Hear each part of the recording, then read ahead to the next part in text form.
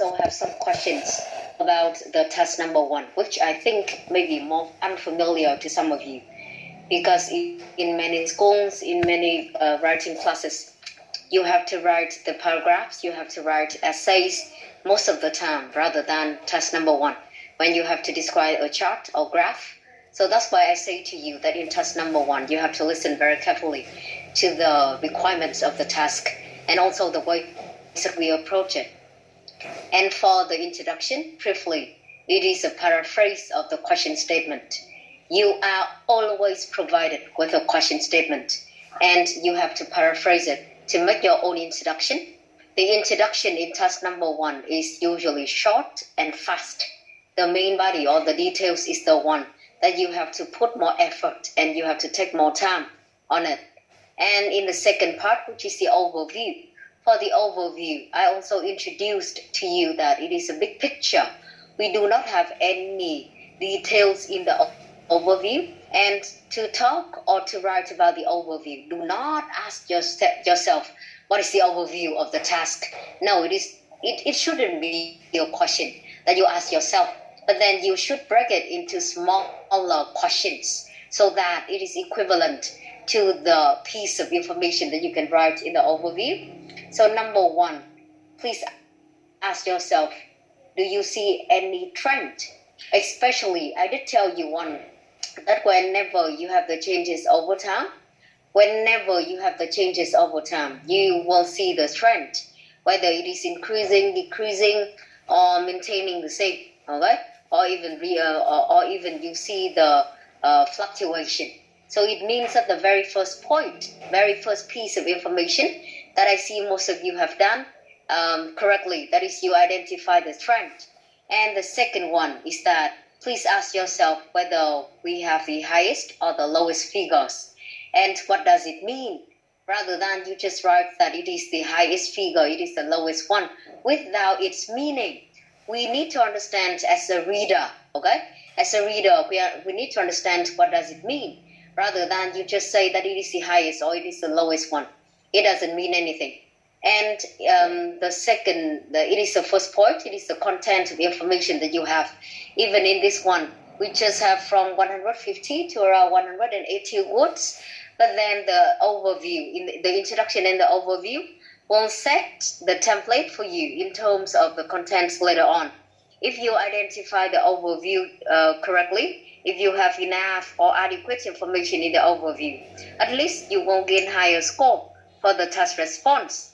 Because if you remember what I introduced to you before, in the task response, for any students that they have band number 5 and lower, they may not have clear overview, okay? They may not have clear overview, and that's why they do not or they cannot gain higher score in the task response. We haven't mentioned about anything else. For example, the coherence, cohesion, vocabulary or grammar, okay? So first of all, please remember that we need to have enough or adequate information in the overview. And the way that we do it, again, ask yourself whether we see the trend in the image, in the chart or graph. The second one, what are the highest or lowest figures? And what are their meanings? And the third one, if you see any sudden changes, okay? Or any gap or differences, noticeable gaps or differences, you may want to write down that piece of information as well. So basically, they are the things that we have. And as I said to you earlier, anyone that you submitted the homework on the deadline, you always receive the comments and feedback already. However, in the previous one, we haven't got a look at them because we moved to task number 2. So that's why I told you that you have to look at the comments and feedback before today so that you know about the comments and feedback, and we are ready to move to the next part of task number 1.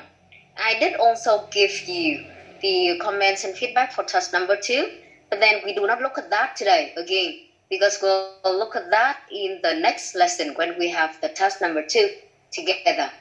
On Google Classroom class, I have uploaded 2 materials today for you to use besides the one that we have on the screen, on the slide. So please have a look if anyone that you have an access on that. The very first file that we have, it is for writing analysis number 1. Even I give you the brief summary of the mistakes that I see, even all of you. You have the personal, you have the individual mistakes. However, I have chosen some so that the whole class, you can avoid not only the author, but then the whole class, you can avoid some important mistakes, or the one that you have to understand after unit number 1 of task 1. Okay, so please open that one.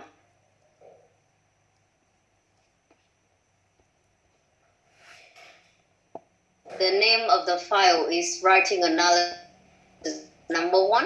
So once again, các bạn ơi, ở trong cái file này mà các bạn tự mở ra đi ạ. Trong cái file này của bọn mình đều là những bài của các bạn trong lớp cả, chứ không phải là theo kiểu là đây nó không còn là sample nữa, mà là bài của các bạn bản gốc, không có cái phần comment feedback của cô để cho các bạn khác tự nhìn vào.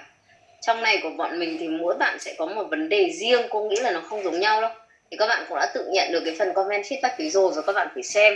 Tuy nhiên ấy, thì một vài bài sẽ luôn luôn được show ra ở trên lớp để cho các bạn có thể thấy được là những cái lỗi mà vừa nãy cô nói dưới dạng lý thuyết ấy, thì bây giờ trong bài thực của các em, chứ không phải là một bài sample ở trên mạng hay là ở đâu đó, thì nó đang được thể hiện như thế nào.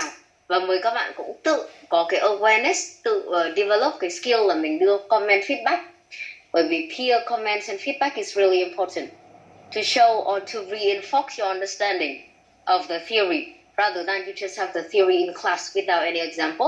So once again, I have uploaded it. Please open by yourself. And now class, I give you around 10 minutes, okay, for you to look at the 4 answers here of different students in the class. And please give them comment and feedback. And the comments and feedback here doesn't mean that they are all negative. Some of the good points you can see. However, you also are required to understand about the mistakes, okay, that they have. So both strength and weakness. Please note down by yourself. I am showing the screen here, but then please work on your own pace and note down what are the strength and weakness that we have here in each paper, in each answer. And then after 10 minutes, I will ask you to tell me what are the comments and feedback that you have for the authors.